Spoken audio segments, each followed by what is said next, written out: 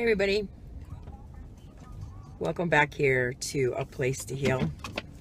I'm headed off to the gym this morning, and you know, as I was driving, I was excuse me, I was sitting there and thinking about some stuff in my head, and I come to realize that, you know, I work with a lot of clients that after a year or after 2 years, they're still sick. I hope this doesn't jiggle too much. And they've tried everything. I mean, they've tried herbs, they've tried acupuncture, they've tried, you name it, all kinds of detox things and everything else. And all I hear from them is nothing's working. I mean, nothing's working. I can't get anything to work here. And somehow I can't help but realize that, just like it was in my instance, sometimes the doctors tell them it's in your head. And the first thing they do is they call me and they tell me, well, my doctor told me that I was nuts. They told me that the problem is in my head. And I think a lot of people take offense to that, and they're like, oh, it's in my head. They're telling me I'm crazy. But I'm going to go with that. I'm going to go, you know what? Sometimes it is in your head. And years ago, I used to listen to Sublime. I still do every once in a while. And the leader of Sublime, Bradley, he OD'd, but you know, he had a lot of insight to life, I think, even way back then. And he used to give a lot of insight in his songs, and that's why he was so ahead of his time. And one of the things that he used to say was, you know, first take care of head. And that always stuck with me. It's like, what did he mean by that? First take care of head. And I started to realize now what he meant by that. It's sometimes you need to take care of the thoughts, what's going up in here. Because these are attached to everything in your body. You know, they're attached to all your organs. Your organs are receiving messages from all these messages that are going on in your head and that you're thinking. And you know, my whole life, since I was pretty young, every now and then when things didn't go my way, I suffered from depression because it was so depressing. And, you know, we hear stupid things and quotes like, misery loves company. What is that? Misery loves company. Misery does not love company. Ooh, sorry about the bright side. Misery, it's pretty early. Misery does not love company. Let me tell you, if you're miserable, very few people are going to be around you. They don't want anything to do with you. They're like, that person's miserable. They're always upset. They're always complaining. I don't want anything to do with them. And, you know, so that right there is one of the worst myths I've ever heard, is that misery loves company. It just doesn't. It really doesn't.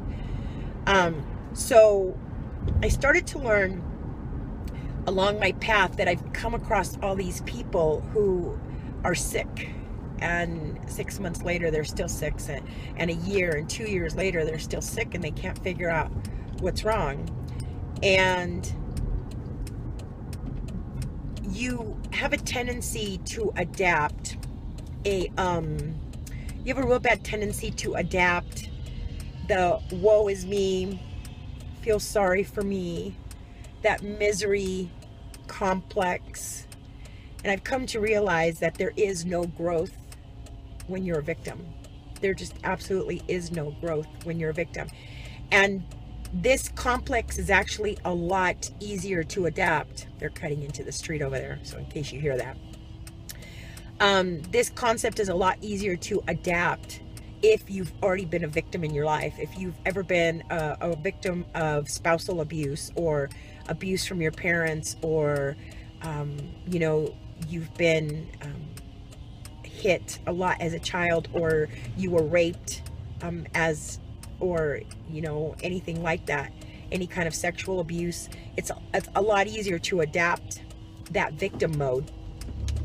But what I found in that victim mode is, number one, there is absolutely no growth. There is no growth in victim mode whatsoever. You kind of get stuck there, and it's almost like you're in this muck and you can't go anywhere and you can't do anything because you're just stuck there, and it's very constricting.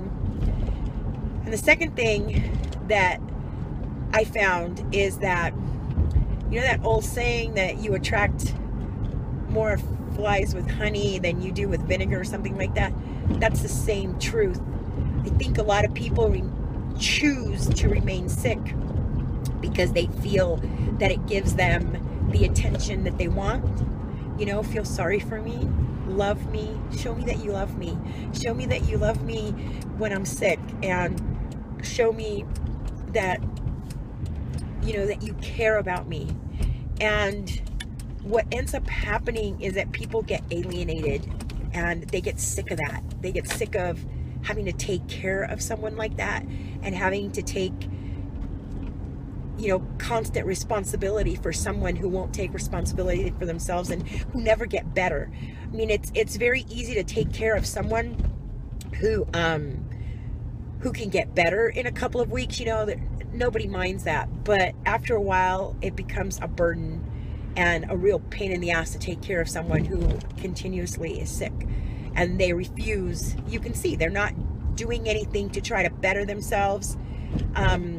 They make every excuse in the book why they can't do this or why they can't do that, and they choose not to get better. Or I've even seen clients who do everything that they're supposed to. I mean, they work out, they do everything, but yet they still complain, I don't feel any better. I feel horrible. So I started asking myself,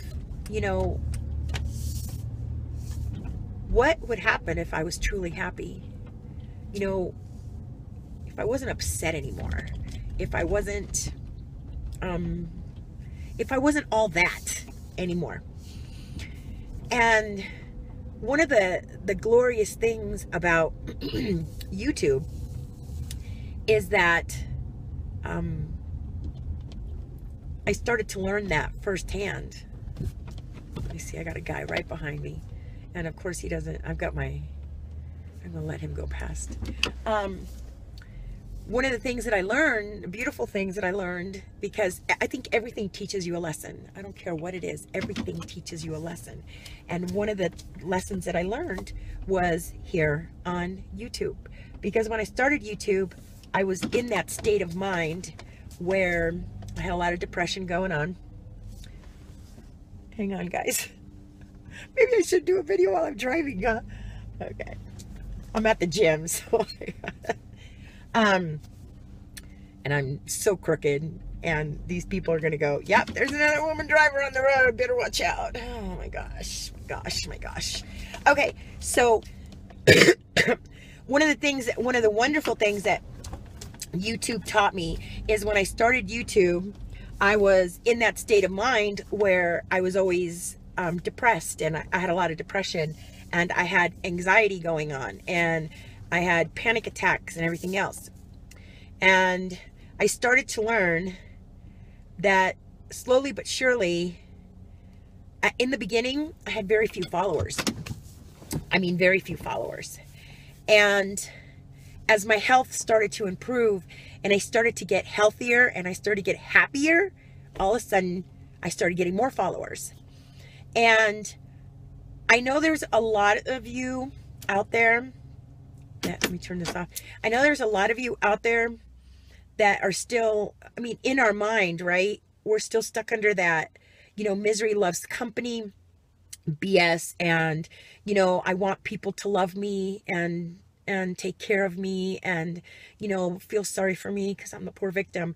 And I suddenly realized that that doesn't work. So the happier I got and the healthier I got, the more friends I got and the more people that want to be around me, because people do not want to be around somebody who's sad and upset and depressed all the time. They want what you've got. They want that happiness. They want that health. They want that energy. I want that. I want that. And the next thing you know, you've got all these people following you and wanting to be around you because you're that beautiful, you've got that beautiful health. And right now, I know I don't look like that because I have no makeup on. And I just got up. I'm straight out of bed. I look like poo-poo, but I trust me, this video was better done before I went to the gym than afterwards because I look even worse after I'm done. But, so I think it's very important that you start to realize that staying in that unhealthy, sick state not only is not good for you, but it's not going to make people love you anymore. And I had someone tell me once, I've known people who've gone to the brink of death to prove that they are loved. And I thought, what the hell did he mean by that? And I mean, someone told me that in the very beginning when I first got out of the hospital. And I thought, what the hell did they mean by that? And after a while, it kind of hit home. It's like, wow, I kind of took myself to the brink of death with my thoughts just to prove that I am loved, that people actually loved me and cared about me. And I can tell you right now, that's not a really good place to be if you're in that space right now. And, when it comes to depression and anxiety and stuff, I think one of the best teachers that have been given to us in this day and time is Byron Katie. Her work is exceptional. And when you start doing the work, I sit there sometimes and I'm like, my life just sucks. My life just really sucks. Not now, but I used to.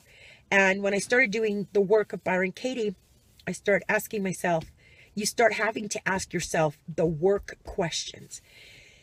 And, is that true? Do I 100% positively know that that's true? That life sucks? And then you start feeling a little stupid and you're like, no, life doesn't suck. Just last week, I got this promotion and, just last month I met this great guy and, just last week I had a birthday and blah, blah. None of that's true, but you follow me. And, and all this and, oh, I just got a new car. I won the lottery or, I started doing something I really wanted to do. And you start to realize how silly it is to say that. And you start to realize that it's your thoughts.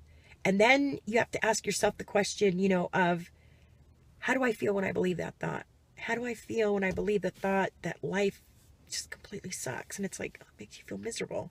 Why would you want to feel miserable like that? Why would you want to do that to yourself? Why? So the important part is just remembering to do the work when you start getting into that state of mind. So I just wanted to come to you today because, like I said, I was just driving to the gym and thinking that.